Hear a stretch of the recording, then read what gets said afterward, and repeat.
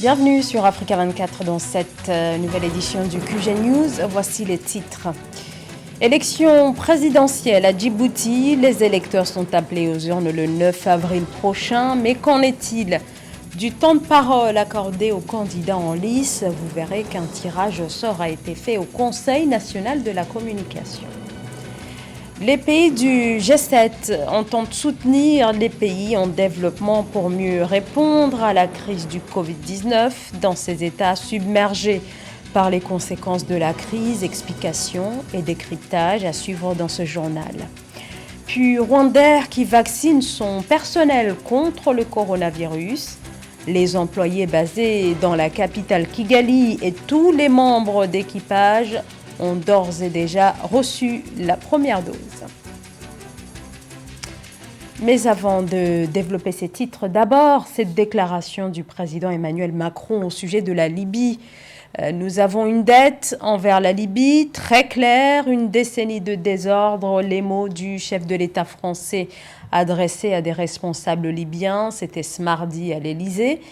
Des mots qui sonnent comme l'aveu d'une erreur au sujet de l'intervention de 2011 contre l'ancien président libyen Mouammar Kadhafi, intervention encouragée à l'époque par le président français Nicolas Sarkozy. Un aveu d'une culpabilité qui, pour certains analystes, laisse entrevoir une volonté de la France de reprendre pied en Libye.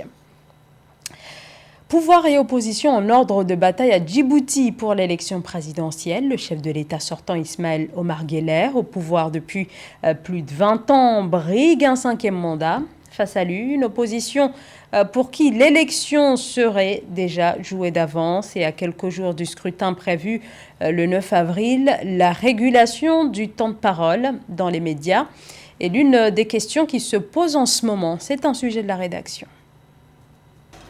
Tirage au sort au siège du Conseil national de la communication de Djibouti. Le hasard a décidé mardi que ce sera Zakaria Ismaël Farah, le candidat indépendant challenger d'Ismaël Omar Guelleh, le président sortant qui s'exprime en premier sur tous les contenus relatifs à la campagne électorale dans les médias publics du pays. Lors des joutes électorales de la présidentielle du 9 avril, l'organisme indépendant aura pour mission d'assurer le pluralisme de l'information et un accès équitable aux médias en période électorale. Nous, en tant qu'organe de régulation, nous allons suivre scrupuleusement et d'une manière très minutieuse tout le déroulement de la campagne, aussi bien de la couverture médiatique audiovisuelle, c'est-à-dire quant au temps d'antenne. Notre rôle est effectivement, quand il s'agit de l'audiovisuel, de décompter le temps d'antenne, les minutages, de suivre les minutes.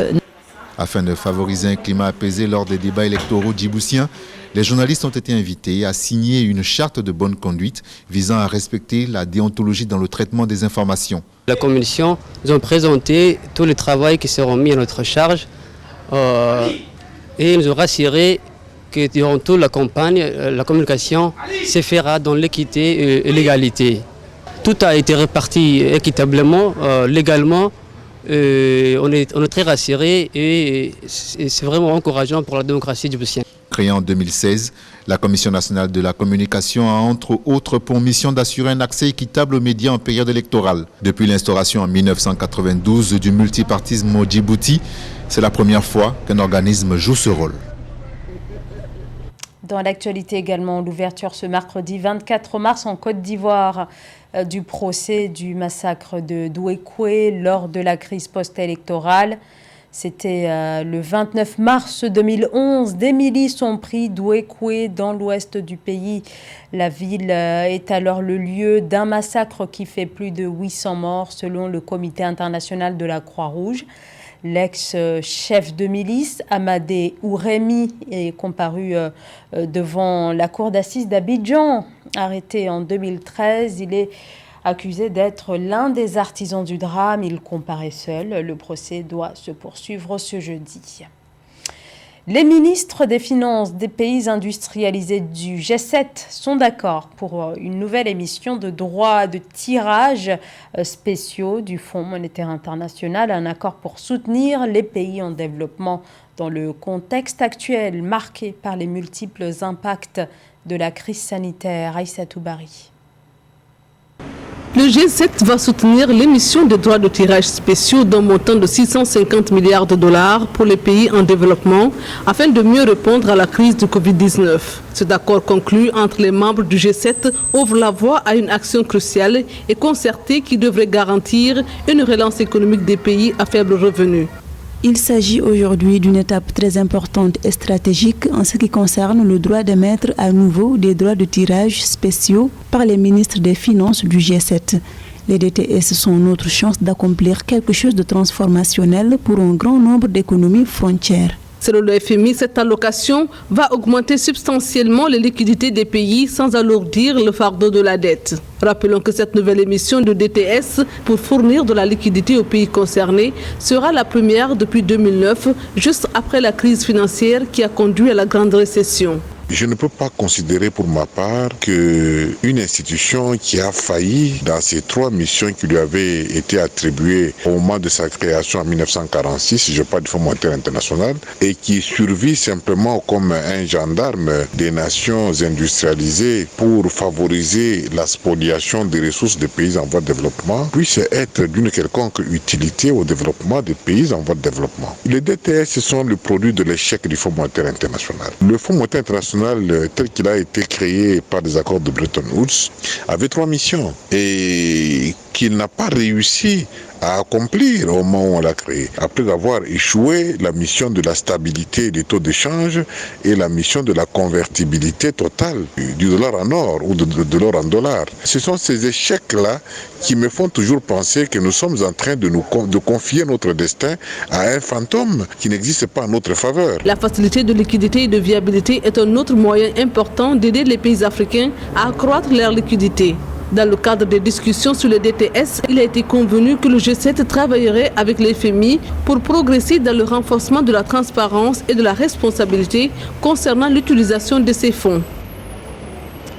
Près de 49 millions d'Africains pourraient être plongés dans l'extrême pauvreté en raison de la pandémie. Mais d'après les analyses de la Banque africaine de développement, l'Afrique devrait toutefois connaître un rebond de croissance économique de plus de 3% en 2021, des prévisions sur lesquelles pèsent de nombreux doutes au regard de l'impact de la pandémie qui a aggravé donc la pauvreté sur le continent et qui a causé aussi l'effondrement de plusieurs économies. Philomène Tine.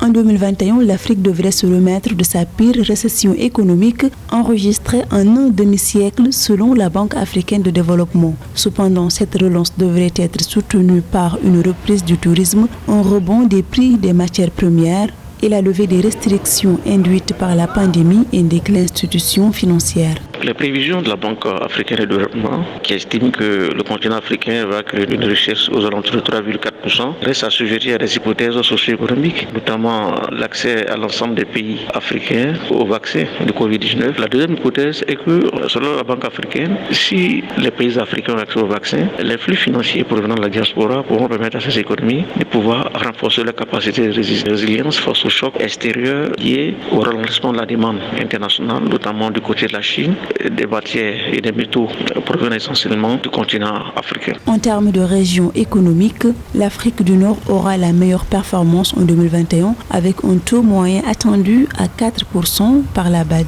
Viennent ensuite les régions australes et centrales avec un taux de 3,2% chacune. Une croissance de 3% est attendue pour la région d'Afrique de l'Est. Celle ouest ferme la marche avec 2,8% de croissance. Il est évident que l'Afrique du Nord reste moins vulnérable parce que ce sont des économies moins extraverties comme les économies subsahariennes. Et lorsqu'on regarde que la plupart des économies d'Afrique australe sont essentiellement des économies minières, que ce soit le Zimbabwe et le Botswana, nous pourrons voir l'Afrique australe qui va jouer le rôle de challenger, l'inclusivité de cette croissance économique prévue pour 2021. En 2021, 11 économies africaines connaîtront une croissance économique supérieure ou égale à 5%, dont 10 seront au-dessus de 5%.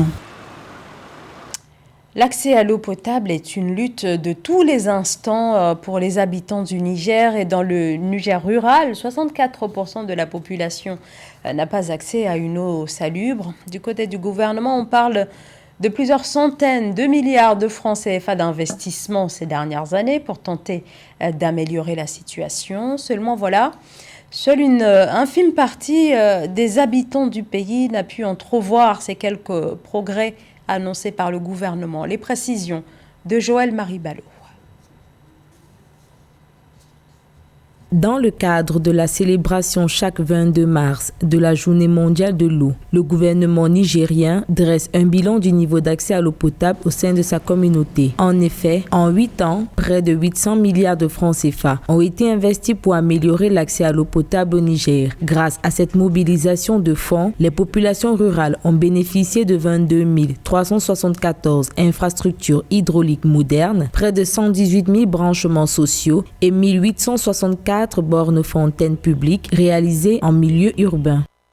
Ces réalisations qui s'inscrivent dans le cadre du programme de Renaissance ont contribué à faire évoluer le taux de couverture géographique de 68,60% en 2015 à 72,39% à fin 2020 et d'augmenter le taux de desserte à l'eau potable de 73,75% en 2010 à 99% en 2020.